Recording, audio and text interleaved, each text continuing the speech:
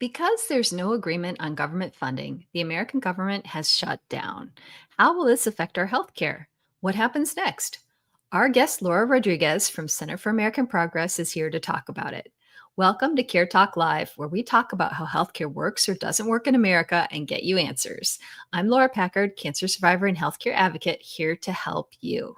Please text or call in your health insurance and healthcare questions at 202-838-6837, and our experts will answer them in future episodes. Be sure to subscribe to my channel or podcast wherever you get your podcasts to get next week's Care Talk show.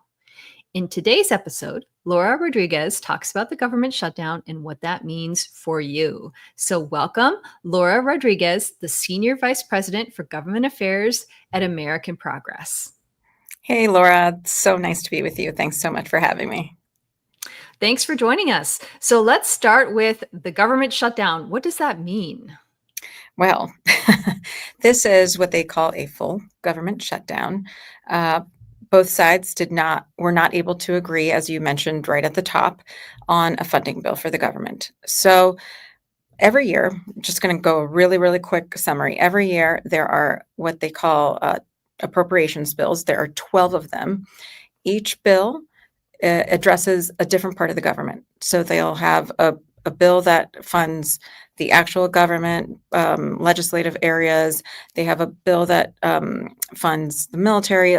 Every single one is, there's packages of them, and there's 12 of them. So every year, Democrats and Republicans come together with the Appropriations Committee, and they get together and they write these bills in a bipartisan way. Then they vote them out of the committee, and then those get voted on the floor, and then the government is funded. It has to be done by September 30th every year. Your audience has probably seen that in the last few years, there's been a lot of either shutdown scares or actual shutdowns. In the last 8 years, we've had a couple. And that is because they just couldn't come up with an agreement. And in this case, we have a really special kind of shutdown, and special not in a good way. It's really different. Why? Because aside from the fact that they just couldn't agree on how to fund the government, there's an underlying issue that is very unique to this current situation. Your readers your watchers, your viewers may have heard about something called a rescissions package. A rescissions package means that the government, the administration, says, hey, Congress, you all passed $5 to spend on pens for the State Department. We don't really want to do that. We don't think it's necessary. We want to take that back. So they propose a rescissions package, including that and whatever else they want to fix, basically, in the appropriations from the year before. And then both parties usually come and they vote on it together, and it usually passes in a bipartisan way because it's usually a fix that both parties think is necessary. In this case, it was passed in a partisan way. The Democrats did not agree at all with any of the cutbacks that the administration wanted to make. And these were things that were put into law. And because they did that in a partisan way, and because the president and his administration have continued to say that they want to cut more and more from appropriations, there's no deal to be made until there's something that says that when they do make a deal, when they do come up with an agreement, that it's going to actually happen. Okay, that makes sense. So given that the two sides are not really negotiating because they don't or can't trust each other, what's going to happen? How long is the government going to be shut down? Well, it's like I said, it's a really unique situation. And actually, maybe minutes before I came on here, apparently President Trump is saying that he is talking to Democrats and that they are starting to think about a way out. I think the real thing that's happening right now is that we do need President Trump to get into this conversation because of exactly what I said before, right? If he's behind it, then they're not going to be as concerned that it's going to be clawed back later on. So we'll see what comes out of it. We don't know how serious the talks are. We're always kind of watching for whether it's, it's real or not. But right now, I do think that Republicans and the administration are seeing very clearly that Americans care about health insurance, about their health, more than anything. I mean, everyone's like trying to make ends meet on a lot of things, but healthcare is very much up there with the highest costs and a lot of folks' family budgets. So combine that with the fact that they have both the House and the Senate and the administration. A lot of Americans are saying, Republicans, this is on you all. You guys need to help. You guys need to get to a deal in order to open the government. This is on you. So this is maybe what we're seeing with these new negotiations. Maybe it's a little bit of a turn in that direction. So the last time the government shut down was in December, December several years ago, also under President Trump. What ended that shutdown? He gave in. Historically, and this is again another unique situation. Historically, the party that asks for something in order to bring the government back into functioning doesn't get it. And that's happened both with Democratic and Republican fights on this. So basically, they just kind of gave up. It had gone on, I believe, for 35 days. I actually happened to be a chief of staff in the House side at that time, and it was pretty chaotic, and nobody could vote on anything. You couldn't vote on bills or pass anything because the government was shut down. And they had to actually swear people in on a special session because it was a year where it was an election year, right? So there's a bunch of people who had just been elected into Congress, and so they had to be sworn in under a special session. It was all very chaotic, but at the end of the day, there was no movement, and the administration had to kind of give in and say, like, let's just give them what they want, or not get what we want, which was to do away with Obamacare and open up the government. They kind of gave up. Okay, so we'll see if the same thing happens this time around. Let's talk about what the current threats to the Affordable Care Act are right now. Can you talk about the formerly called Big Beautiful Bill and what that does not do for the Affordable Care Act? Oh, absolutely. In the One Big Beautiful Bill negotiations, this is another time when Democrats came to Republicans and said, you all are doing this reconciliation bill. It's in and of itself a budget bill. Put in the fix for these premium tax credits that need to be extended.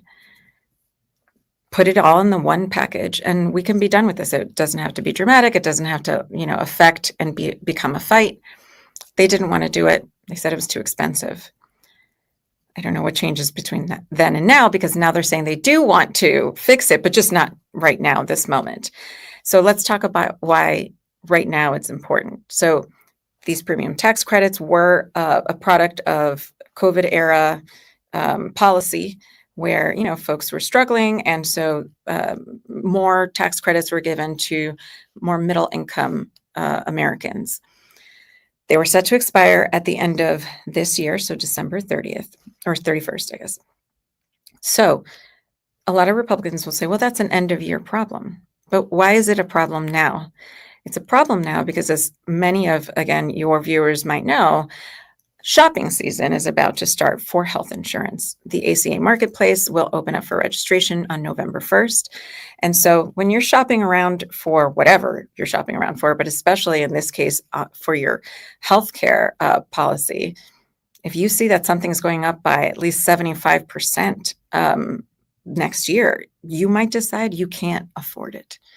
And the folks who decide that they can't afford it, that it's too much, are usually going to be younger, healthier people who are going to take the chance of just kind of winging it for now and trying to, go down the road and get it later. And then that instead goes and raises everybody else's rates as well, because they're the folks who kind of even out the pricing for insurance companies, and they don't have to charge as much because the pool is much more even. So this is what we're talking about. It's happening now, right? November 1st, it opens up. People are shopping in about a week. They're going to get letters in the mail real soon saying this is how much your insurance, your same plan is going to cost next year. And on average, it's going to be about 75% higher. It's pretty dangerous. And a lot of people are just not going to do it. I'm one of those people. I'm waiting for my letter in the mail any day now to find out how much my insurance premiums are going to go up for next year. So this is critical to solve this right now. So what can or should Congress do besides open up the government in that budget? What should they be doing? I think there needs to be a real conversation about these specific things. We saw in the One Big Beautiful Bill, not only did they not fix this, but they cut funding for Medicaid, which is going to affect Medicare. And that's a more complicated story. But they seem to continue to cut more and more healthcare for Americans. But they keep saying that they care about healthcare for Americans, that they want Americans to have healthcare. But all of their actions are showing something different. So they need to come to the table. They need to really see what is happening, why it's needed to do now. It needs to be done now, excuse me. And the reality is, right now, Democrats are saying they would like an extension of the tax credits, a permanent extension. It's an expensive thing. They're also saying they want to claw back some of those Medicaid cuts in the One Big Beautiful Bill.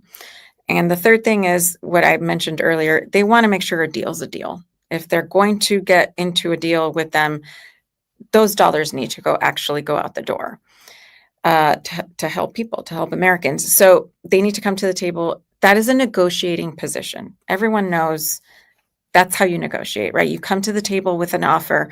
The other side's going to come with another offer. Bring an offer. They say they want to fix it. Then sit down and bring Democrats an offer that addresses some of the issues that Americans care about the most, which is their health care. And finally, is how can we stop having all these government shutdowns? What is the fix that would make this stop happening? Well, going through the actual appropriations process and having it work and function the way it's meant to, which is what I explained a little bit earlier, right? Having the committees and the appropriations do each bill, pass each bill, and then take it to the floor and it passes on the floor. This is regular order. That's how we fix government shutdowns, is regular order. But that means bipartisanship, especially in the Senate, but sometimes also in the House. No matter what, there's always going to be folks that they're going to need. They're going to need folks on the other side. So it necessarily is going to need bipartisanship. It's going to need negotiation. But they should just be doing regular order bills as the law intended, pass it, and then have the administration, whichever administration, dole out the dollars the way that Congress passed it, and make sure that they are helping Americans as it was intended by Congress. Thank you so much for joining us today, for explaining the shutdown and what happens next. And like you said, we need a government that works better so that when Congress allocates money, it is then spent the way that it's meant to be. So thanks again for joining us. And now our experts will answer your health insurance questions. So welcome, Diane Archer, founder and president of Just Care USA and senior advisor on Medicare at Social Security Works, and Louise Norris, health insurance and healthcare reform analyst at healthinsurance.org. So let's start with the first piece of news, which is the latest deal announced by President Trump in the White House on drug pricing with Pfizer. So what is this deal? What does it mean, Diane? Okay, really good question. The devil is always in the details. So here's what we know. We know that the Trump administration made this deal with Pfizer that is, at least at this point, only benefiting Pfizer. Pfizer, as a result of the deal, will not face tariffs on its drugs manufactured abroad for the next 3 years. As a result, Pfizer's stock shot up after the deal. And what we then know is that experts are skeptical as to whether the deal will bring down drug costs for Americans because its stock price shot up. So that would indicate that its profits are not suffering as a result of this deal. So the details, as I said, are fuzzy, but here are 3 things Pfizer agreed to do.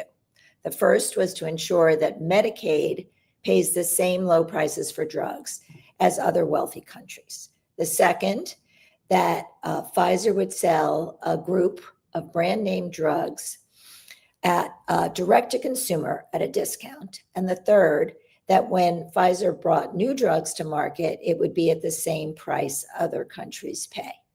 So while all these sound good, remember, Pfizer is not losing money. After the deal, its stock price shot up. So here are some more of the details which begin to shed light on why Americans may not benefit from this deal. And people are skeptical. Number 1, Medicaid already pays low drug prices, and people with Medicaid already pay little or nothing for their drugs. So it's unclear if the deal will help reduce Medicaid spending for the states or the federal government, or reduce out-of-pocket costs for people with Medicaid. It's not so likely. As for brand name drugs, the concern is that Pfizer will discount the price of drugs that have already lost their patents or drugs that are about to lose their patents, and that drugs that are not the blockbuster drugs, but the drugs that help only a small group of people. Because as I said, we still don't know which drugs will be discounted or to what extent. So if that's the case, and it's only drugs that have generic substitutes or that are going off patent, this deal will offer almost no benefit to Americans. And insured Americans who could get their drugs potentially at a discount here will likely be better off paying copays for their drugs than the full cost at a discounted price. And then finally, as for the price of new drugs, pharmaceutical companies tend to launch these drugs in the United States. So Pfizer can continue to say whatever it wants and charge whatever it wants for these new drugs, since there won't be a benchmark of the cost of these same drugs in other countries. They'll only be available in the US. So more to learn, and maybe something good will come out of this. But as of now, as you've heard, there's just a lot of reason for skepticism.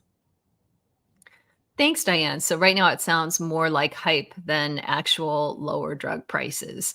And in a future episode, I think we'll get into the fact that Colorado is the first in the nation. Their prescription drug affordability board passed upper payment limits on a drug, Enbrel. So first state in the country to actually limit the price of a drug. So we'll see what happens in Colorado and in other states, but that's something that is not going to be just hype. So more to come on that.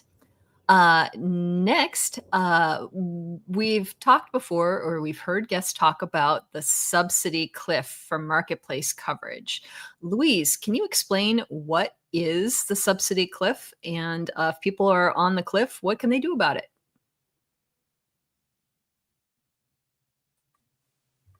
Yes, I'd be happy to.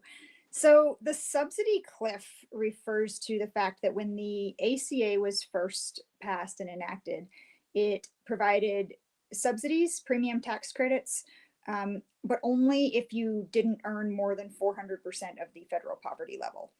If you were above 400% of the federal poverty level, the thinking back when they were enacting the ACA was that you earned enough to be able to afford health insurance without help. What we then found over the years as the ACA was implemented and premiums got solidified and people were buying their coverage was that yes, if you earn maybe 1,000% of the federal poverty level, health insurance is still affordable for you even without help. But if you were just a little bit above 400% of the federal poverty level, health insurance could be really, really expensive, like a completely unaffordable percentage of your household income. And so this was referred to as the subsidy cliff because basically, if you were earning, say you were earning 395% of the federal poverty level, you might be getting a significant subsidy. And then you went to 401% of the federal poverty level, you got zero subsidy. So you sort of fell off of a cliff subsidy wise. If we look at the subsidy enhancements that Laura was talking about earlier in the show that were part of a COVID package back in 2021, what Congress did is they said, okay, we will remove temporarily this 400% of the poverty level cap on subsidy eligibility. And instead we'll say, if you're at that income or higher, you get a subsidy if the cost of health insurance would otherwise be more than 8.5% of your income. So, if you're making $1 million a year, you're not getting a subsidy because health insurance isn't more than 8.5% of your income. But if you're making 450% of the poverty level, you may very well be getting a subsidy because otherwise health insurance would cost a lot more than 8.5% of your income. And this really varies depending on where you live. So if you are in a state where health insurance is more expensive than average, it makes a big deal. It's a big difference. And also if you are older, like older people, if you're 63, your premiums cost 3 times as much as a person who's 21. So that subsidy cliff becomes a much more significant problem if all of a sudden you have no subsidy and you're having to pay premiums that are the highest that anybody would pay. So these subsidy enhancements are scheduled to end at the end of 2025. If that happens, if Congress does not extend the subsidy enhancements, then suddenly people who earn more than 400% of the poverty level will once again qualify for no subsidies. And this could come as a real shock for people who have only joined the marketplace since 2021, and they don't realize that back before 2021, there were no subsidies available at that income level. So just to give people an idea of the sort of income we're talking about, in the continental United States, this is for one person, it's an income a little below $63,000 a year. For 2 people, it's a little below $85,000, and for a family of 4, it's a little below $129,000. That's where the cutoffs are for next year's coverage. So if your income is going to go over those amounts, if Congress doesn't extend these subsidy enhancements, you are on the hook for paying the entire premium.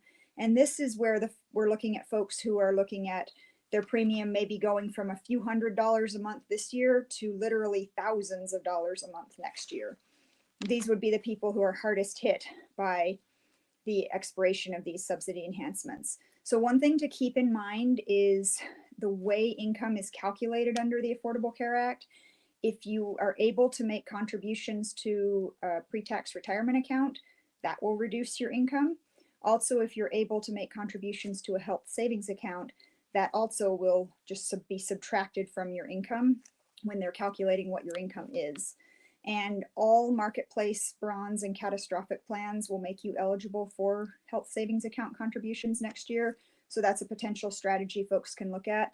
If you enroll in a bronze plan, contribute to an HSA, that might be the thing that bumps your income from slightly too high to low enough to qualify for a subsidy and not push you over into that subsidy cliff territory. But also contact your elected officials and let them know how much this is going to affect you in terms of asking them to extend these subsidy enhancements so that coverage can continue to be affordable for people who are, middle-class Americans. Thanks, Louise. And this kind of reminds me of the long discussion on Medicaid cuts. And just like it's important to understand with the Medicaid cuts, Medicaid is a very efficient program, and all the dollars, most of the dollars being spent are on care sick and injured people getting the care they need. It's also important to understand for the Affordable Care Act subsidies that some elected officials may say, oh, well, these people don't need it, don't deserve it because they make too much money. But the thing is, with the caps at 8.5% of your income, if somebody is getting help, even if they make more than 400% of the federal poverty line, they're getting help because their health insurance is unaffordable. Even if they make more than $63,000, maybe they make $65,000, their health insurance costs are too high. And that's why they're getting the help. People who don't need help paying for their health insurance, like you said, if somebody's a millionaire, their health insurance premium is going to be under 8.5% of their income. They will not get the help. It's only the people that need help paying for it that receive it. So as you hear more about the subsidies and should people have subsidies, just keep in mind that the people who get the subsidies are people whose health insurance costs more than that limit, so they need the help. Our next question is from Kimberly, and it's quite a long, involved, complicated question about COLA increases.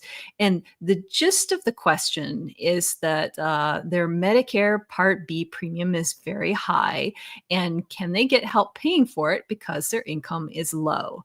So, Diane, what would you say to Kimberly and to other people in this situation?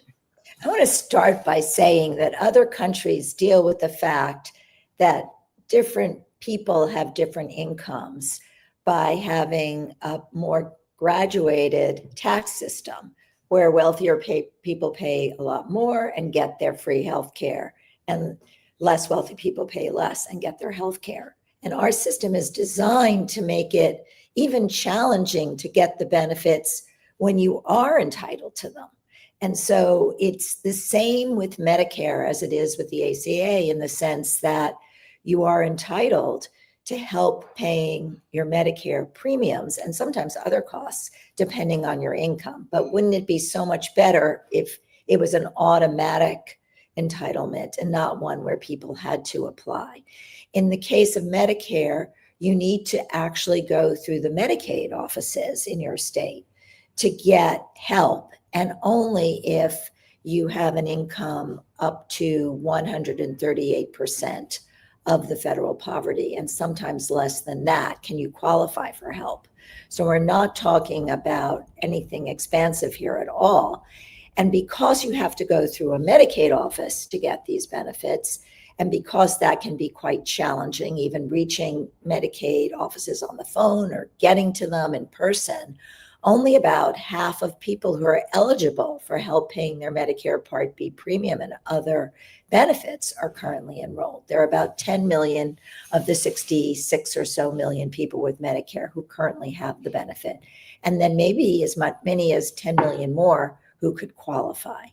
So this is all a long way of saying, if your income is low, you should look into seeing if your Medicare premiums can be paid for through Medicaid. There's some of your income and assets that aren't counted for purposes of qualifying, and it's best not to assume that you don't qualify, and to actually reach out to Medicaid or to a state health insurance assistance program for free help and apply for the program, because best case scenario, you won't have the burden of paying a Medicare Part B premium, and sometimes even the coinsurance and deductibles if you qualify. Thanks, Diane. And I think you're exactly right in that too many programs are too difficult to access or sign up. And we would live in a better world, in a better country, if these things were automatic. If you qualify for a $0 Affordable Care Act health insurance plan, you should be automatically enrolled. If you qualify for Medicaid to help pay for your Medicare premiums, that should already be done for you.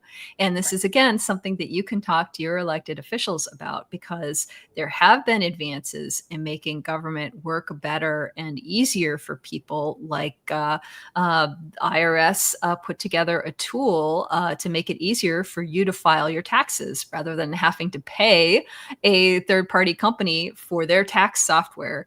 this was free and available to Americans, for free to be able to do your taxes if your taxes were simple. And that's one of the things that got cut this year. So if you believe that government can and should work better for you, this is something you should talk to your senators and representative about, because they can do something about it. I couldn't agree with you more. And thank you, everyone, for joining us today to learn more about the government shutdown and how our healthcare system works or doesn't work in general.